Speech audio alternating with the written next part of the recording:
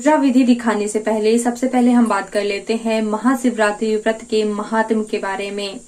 तो बहुत ही ज्यादा पुण्यदायी व्रत होता है ये, ना केवल आध्यात्मिक स्तर पर बल्कि वैज्ञानिक तौर पर भी इस व्रत का बहुत ही ज्यादा महत्व माना जाता है। ऐसा माना जाता है कि इस दिन ऊर्जा जो है नीचे से ऊपर की ओर जाती है और ऐसा करने के लिए जो है साधक वर्ष भर तपस्या करते हैं।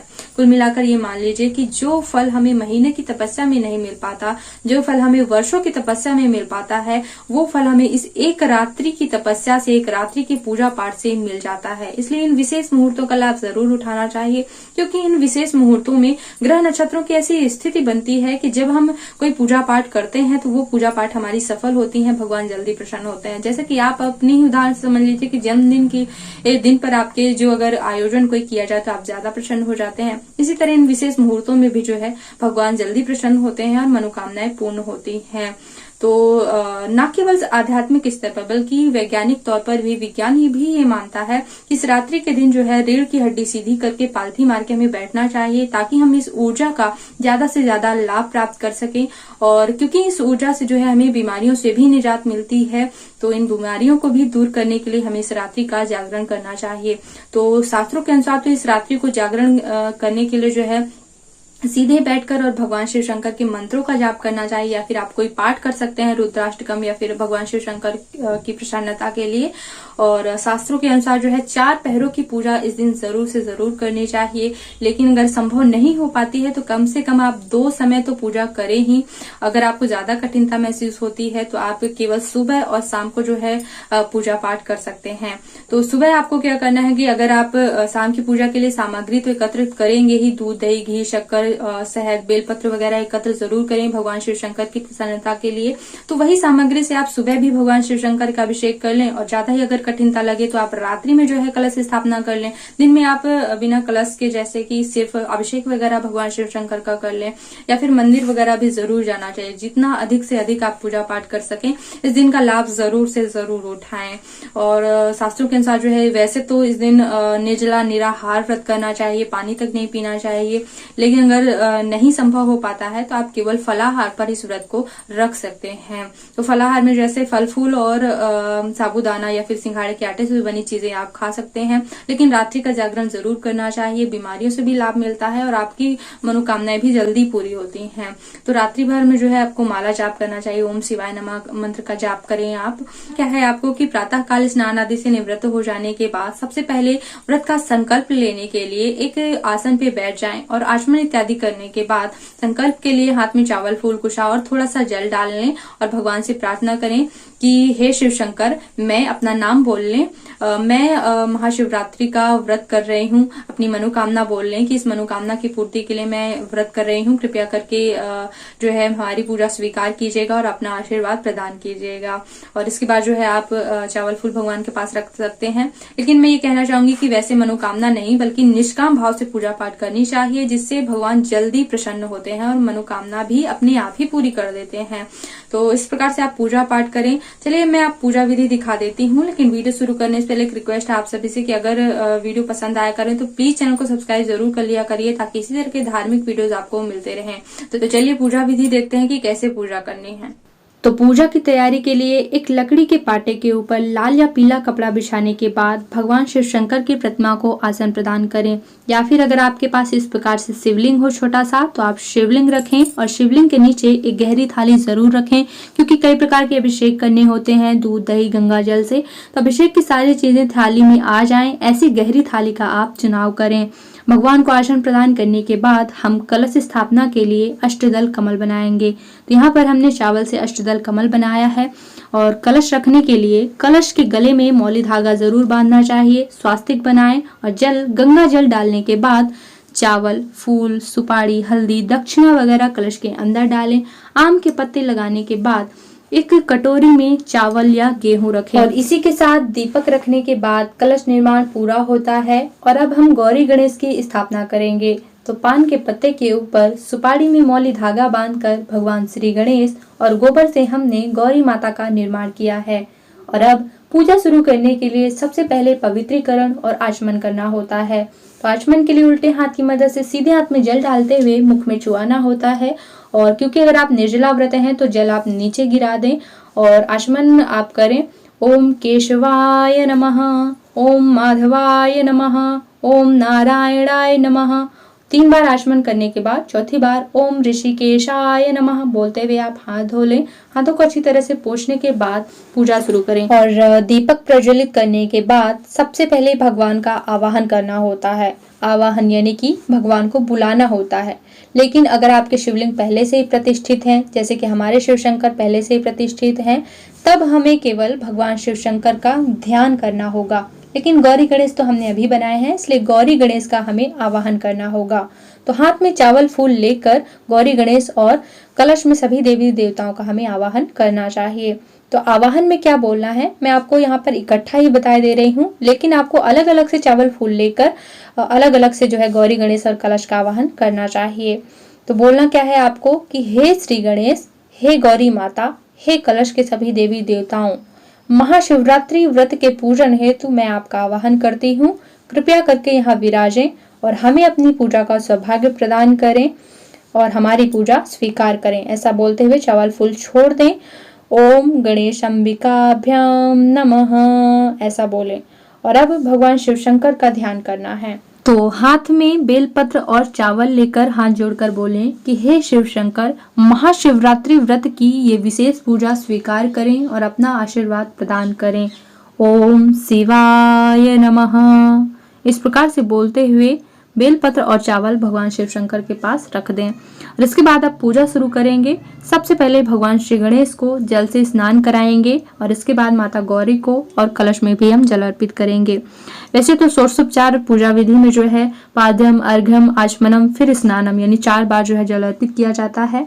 तो आप जो है कुश की मदद से जल अर्पित स्नान आदि कराने के बाद यज्ञोपवीत वस्त्र आदि अर्पित किए जाते हैं। तो अगर जनेऊ ना हो तो कच्चे सूत की ही 6 फेरी लगा के जो है अर्पित करें। वस्त्र की भावना करके मौली धागा अर्पित करें और इसी प्रकार से जो है कलश में भी अर्पित करना चाहिए। लेकिन बड़ा व्रत है महाशिवरात्रि का, तो कम से कम 1 जनेऊ तो जरूर ही व्यवस्था करें भगवान शिव शंकर के लिए और इसके बाद में जो है पंडित जी को दान करना चाहिए सारी चीजें, क्योंकि ऐसा शास्त्र में बताया गया कि अगर आपके पास सामर्थ्य है और अगर आप भगवान के लिए नहीं करते हैं तो कहीं ना कहीं ये भी जो है पाप माना जाता है। तो व्यवस्था करनी चाहिए जितनी सामर्थ्य है। और इसके बाद जो है हल्दी कुमकुम वगैरह लगाएंगे, सिंदूर लगाएंगे, भगवान गणेश को दूर्वा अर्पित करेंगे, फूल अर्पित करेंगे भगवान श्री गणेश को। माता गौरी को लाल पुष्प पसंद है तो व्यवस्था जरूर करें, जिनको जो चीजें पसंद है।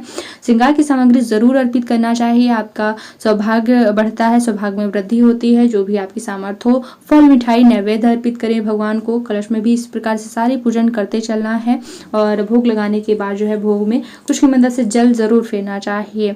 भोग लगाने के बाद आप दीप करें, धूप दीप करें, प्रत्यक्ष दीपक से दीप करें और अक्षत इत्यादि अर्पित करें और इसके बाद भगवान शिव शंकर की पूजा शुरू करेंगे। सबसे पहले हम उन्हें जल से स्नान कराएंगे और जल से स्नान कराने के बाद हम उन्हें दूध से स्नान कराएंगे और दूध से स्नान कराने के बाद पुनः जल से स्नान कराएंगे और हर एक अभिषेक के बाद पुनः जल से अभिषेक जरूर कराना चाहिए। इसके बाद हम दही से स्नान कराएंगे, दही से स्नान कराने के बाद पुनः जल से स्नान कराएंगे और सभी स्नान के दौरान जो है ओम शिवाय नमः, ओम शिवाय नमः का जाप जरूर करते जाना है सभी स्नान। या फिर आप अगर आपके मंत्र नहीं बनता तो, और अगर मंत्र बनता है तो जैसे कि दुग्धम स्नानम समर्पयामि, दधि स्नानम समर्पयामि, गंगा जलम स्नानम समर्पयामि और ये शुद्धोदक स्नान होता है, ये शर्करा स्नानम समर्पयामि, मधु स्नानम, शहद को मधु बोला जाता है तो मधु स्नानम समर्पयामि और इस प्रकार से घी को जो है घृतम बोला जाता है तो घृतम स्नानम समर्पयामि, ये शक्कर है तो शर्करा स्नानम समर्पयामि।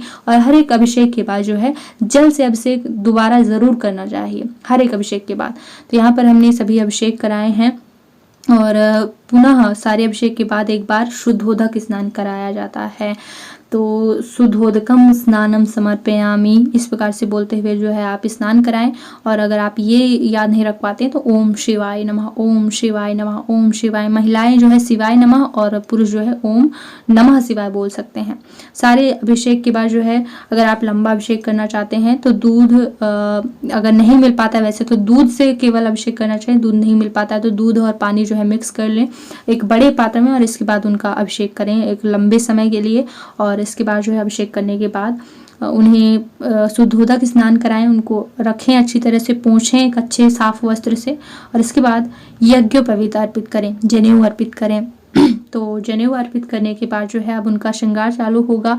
वस्त्र अर्पित करें, तो अब वस्त्र ना हो तो मौली धागा ही आप अर्पित कर सकते हैं।